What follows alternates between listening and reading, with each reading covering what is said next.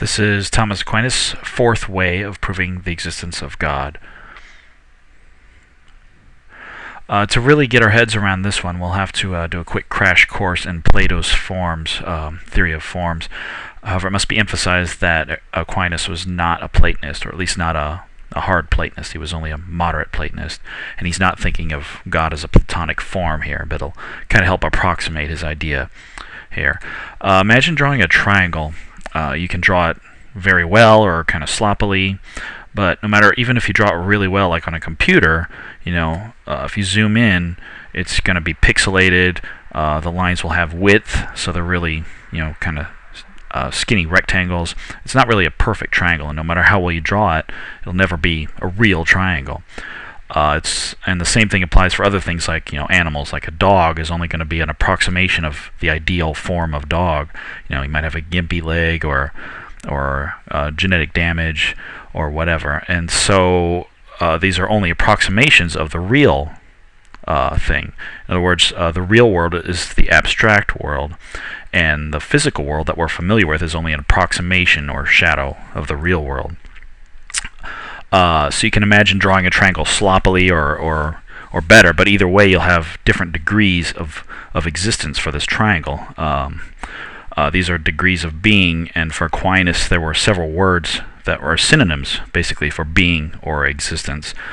Some examples are thing, one, true, and good. For instance, thing obviously refers to a thing instead of nothing. It refers to something that exists. The same thing for one. It refers to one thing that exists. True would be, for instance, the triangle that is drawn truer and hence represents its ideal form better.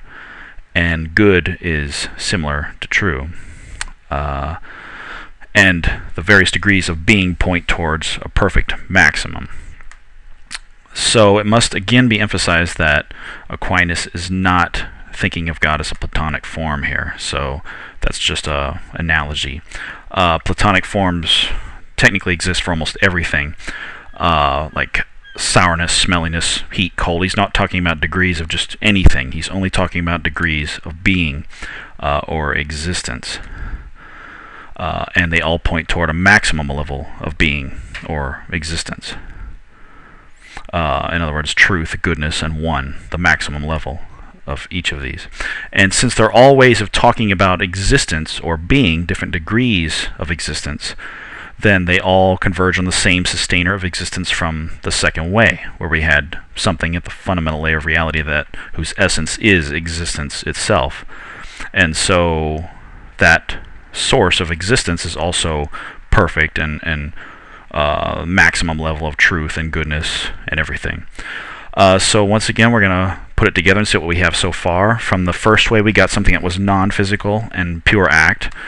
From the second way, we got something whose essence is existence itself. From the third way, we got a permanent, necessary being that can't be created or destroyed.